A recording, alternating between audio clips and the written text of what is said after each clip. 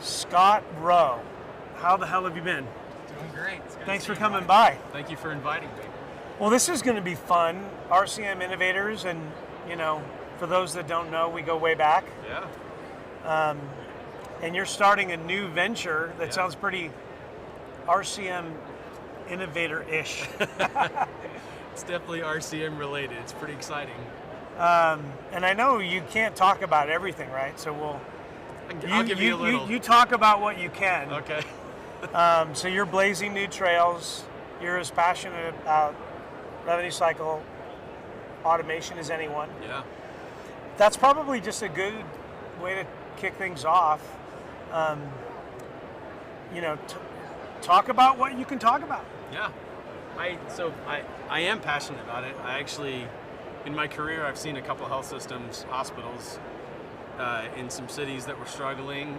The hospitals were ready to close, and through some revenue cycle transformation, the doors stayed open, people got paid, and those hospitals are still operational today. So I think that actually takes the business of what we do and makes it kind of personal, makes it kind of human. Yeah. So, the new venture that I'm building, it's actually an Olive Ventures company that we're spinning out called Zero, and we're focused on revenue cycle transformation. Oh, here, look at our friend. Look at this. Look at this. Hey, it is cocktail hour, by the way. So, cheers. That's all I have to say. I think. And we're done. Yeah. But yeah, it's exciting. It's an opportunity. Having spent a lot of time in this domain, it's an opportunity to leverage some really advanced tech to go in and make a change for health systems across the country. So I'm excited to build that out. I was a CIO for a long time, and this is kind of a different role for me. So we should tell people a little bit of context, right? So we work together, and you work, when I say we, our team, yeah, in a former life where you were the CIO over a lot of net patient revenue. And so you've seen every use case. I like to say, those in the revenue cycle, they know where all the dead bodies are. Right. Cradle to grave, pre-service to back end, you know where things are ripe for automation. Yeah.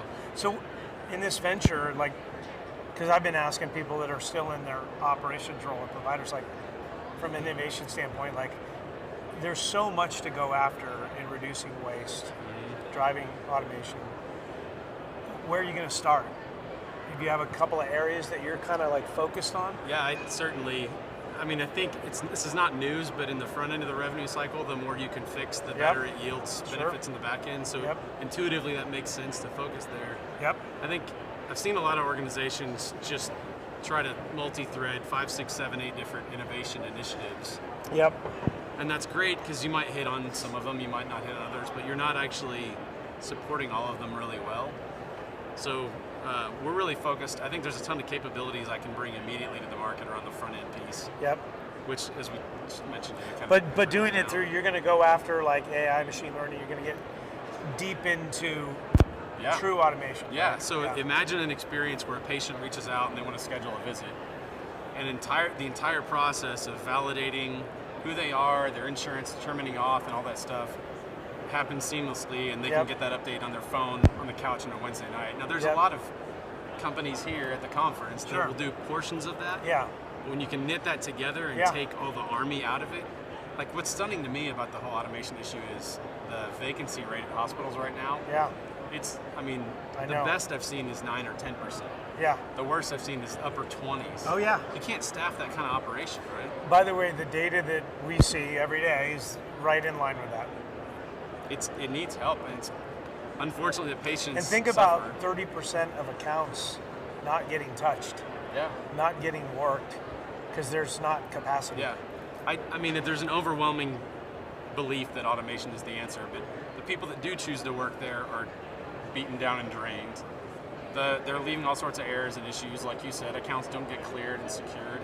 So no wonder you have all these issues in the back end. So I think there's opportunity for us to go in with partners into the market and really transform front end operations. Yep. And I think for me, the commitment is we're going to get paid when they actually see results. We're going to benefit not as a front end, write me the check no matter what. Yeah. We're going to go at risk because I think health systems are at risk already in those relationships. Yeah, I think that, those kind of pricing models make sense right now, don't they? Because everybody's got to share in the pain, Yeah. and hopefully share in the upside too. And there's gain sharing opportunities, mutual win for all parties. Yeah. And I was doing some reading just in preparation for this. Yeah. To sound intelligent. Yeah. Oh, Innovation. There's product, there's process, and there's business model. And Yeah. I think what we're bringing to the market is all three, right? Product innovation around the automation capabilities, particularly what we have through Olive and other partners. Yeah. And the process piece, we have a deep revenue cycle history Yeah, of the folks that are part of the company. And then the business model is what you just said. Like we've got to change and adapt to what the market needs right now, and that is to get in the boat with the customers versus. So how a lot of times when we're talking about implementing innovation, right? You have to have a commitment from the C-suite. There has to be appropriate dollars to do it, right? Hope's not a strategy. And then things like change management and evangelism. What are we doing? Why? What does it mean for you? Then so take the staff of the revenue cycle. Yeah. How can we upskill people? How do we create digital twins where you're running the twin? Yeah. It's all of that kind of stuff, right? So how much of the, CIO background, I know you think in bits and bytes like me, but you sometimes have to think, okay, the human side of this, how much do you think about like change management? And I think you hit the nail on the head. Like there's a ton of capable technologies. I've seen a lot of money spent on technology in my career. Yeah. And then you're frustrated 6 months later because you're like, we plugged it in. Why isn't it doing the job? Right? Exactly. It's not a blender. It's not. It doesn't just. Or it's not gym equipment. Yeah. That's my favorite. Like it's not. You still got to go work out, man. Yeah. That's a better analogy. Yeah. So I think that's a big part of it. The transformation piece when you invest the time with people, because you're talking about changes people's jobs, what they wake up and do every day, and they're sort of programmed to do a certain job, and so you can't just plug it in to help it work. You got to reteach them. There has to be tremendous empathy for how to upskill people over time. Yeah. Right? Yeah. Yeah. Yeah, and that's, unfortunately, a lot of this is marketed as, headcount reduction. Well, those people aren't practicing at the top of their capabilities or license. They don't really want to come in and run a claim status. That's exactly. Nobody took a career in healthcare for that. Right. So when you free them up and they can do something that's more engaging, everybody wins, right? Well, and there's just this reality that revenue cycle, many revenue cycle workers, the competition for even like, hospitality industry, Walmart, food service, those industries are paying more to a lot of people and also giving them more flexible schedules. Right. So, so how do you deal with that? You're still going to have workers that are in their own competitive marketplace. Yeah. And I'm a big fan of incentive pay and gain sharing, but those conversations always seem to die in HR, and the minute somebody says the union probably won't allow it, it's like, why? It makes sense. It's if you want to do something for your union member, give them targets and a stretch goal, and then give them more. Yeah, I think pay is certainly a factor, but you read studies where people leave jobs all the time. One of the chief factors is people that they work for.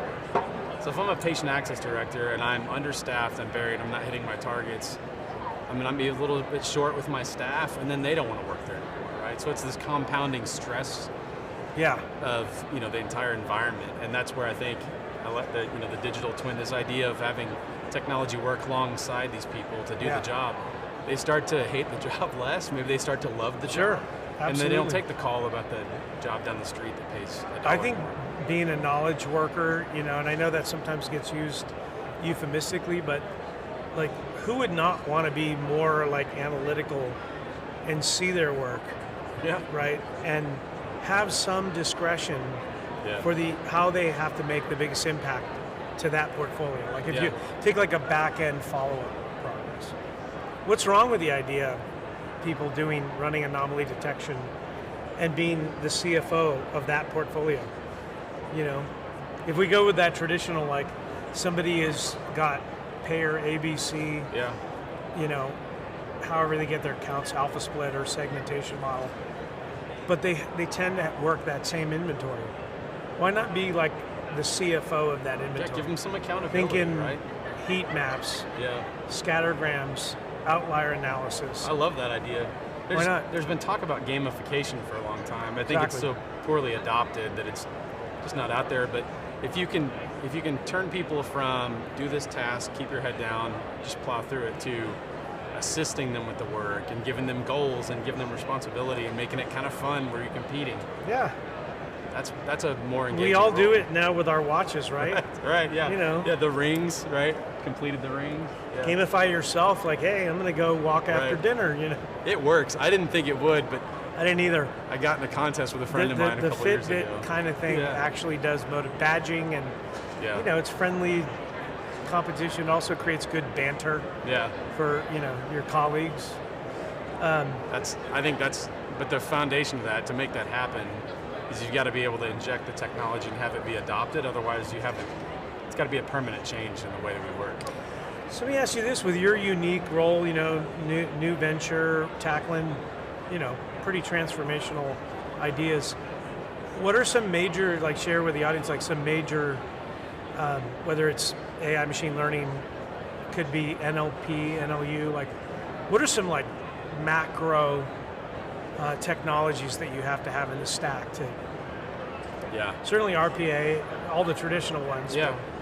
The human interaction stuff is really interesting to me. I think Yeah. until you can really have the NLU and not just like chat, like a chat bot, but also Right. maybe like voice recognition. Yep. And you know, people get irritated with Brian, I think you said 1, 2, 3. Can Yeah. you confirm 1, 2, 3? Like, it's Yeah, got to yeah. be more conversational. It's than got to that. be, a little bit less robotic. Yeah, exactly. More But truly. you can't decrease your dependency on your workforce if you can't accommodate those human interactions that aren't just ones and zeros, right? Yeah. So I think that's a huge piece of it, and that's, some people are better at that than others, right? Yeah. Like transactions that you can exchange over data interfaces, whatever, that's fine. Yeah. And even RPA has been around for a long time. But I think the next big thing is if you can crack the nut on that human interaction and make Yeah. people feel like they have some choices and they can interact with whatever the technology is. Yeah. Well, you know what's interesting about that is, you think about our retail life, our normal sort of retail life, where we go on to Amazon. Yeah. Amazon starts to know, like, hey, I noticed, you know, Yeah. once a month, why don't we put that on auto? Right. Your K-cups and, you know, paper towels. Yeah. And you're like, yeah, sounds good, you know, once a month. Right. I don't have to think about it. So we're already leveraging, as consumers, AI is already in our life, right? Yeah. And there's no reason it can't be, but it's, to your point, it's got to be more natural. Like, Yeah. I think users have to feel like AI is helping their day flow, Yeah. right? It's not just a gadget or a shiny object. Well, and that's where it's alongside you. I mean, if you imagine this generic process flow, and the first 3 steps have to be human because they just have to be right now. But the next few steps, you can sort of have the system do work for you. That feels helpful versus being replaced. Yeah. I like your analogy though of the whole, like, I see this has kind of been a pattern for you. Yeah. Maybe we want to do this, Yeah. and let the person train the technology. Well, here's another one that I just thought of. So I have a Tesla, and you know, I don't know, I had it for a couple of months, and then one day when I got in the car, it, you know, my car knew, right? The AI, so it knew that on Monday nights I go to band practice. So instead of like the auto, you're going home, Yeah. it was like, gave me the directions There to we band go, practice. yeah. I was like, oh, there you go. I didn't have to lift a finger, right? Yeah. And you know, okay, that sounds silly except for traffic. So not only does it know that I'm going to band practice, but even though I know how to drive there, it's going to give me the route to beat the traffic. Yeah. That's like where AI is, I feel like, elegant, and it's taking friction out. I completely agree. I think when you can take you know, what's happening, like when you can observe those patterns, one of the most frustrating things I think in rev cycle is all the payer behavior is so difficult to weed through. Yeah. And if you take that same concept of, okay, I've seen a claim like this before, I know it's Monday, whatever the Right. conditions are, you should do this, and you sort of assist a person to go through that. Yep. Then it's then they're not deciphering and looking at that job aid going, is this pay or due, if this certain type of claim. We should take those nuances out of it. That's part of what we're trying to do, is take those nuances and that tribal knowledge you have to know and help them, right? Like make it to where it supports you. It's a good way to put it, tribal knowledge. So in the wrap up, I know a question I want to ask you. In your old job, how much, like just whether it's the kind of stuff we do, the stuff you're focused on, other tools and technologies out there, in 5 years, because I'm very focused on what can be done in 5 years pragmatically, right? Not pie in the sky. Yeah. So we have $250 billion of waste every year in the revenue cycle, right? How much can you go after, like just ballpark percentage in 5 years? Like, what's doable in your mind? Yeah. What do you want to do with your venture, knowing what you know? Well, what I do. And by the way, is, how many FTEs in your old life? Where did you?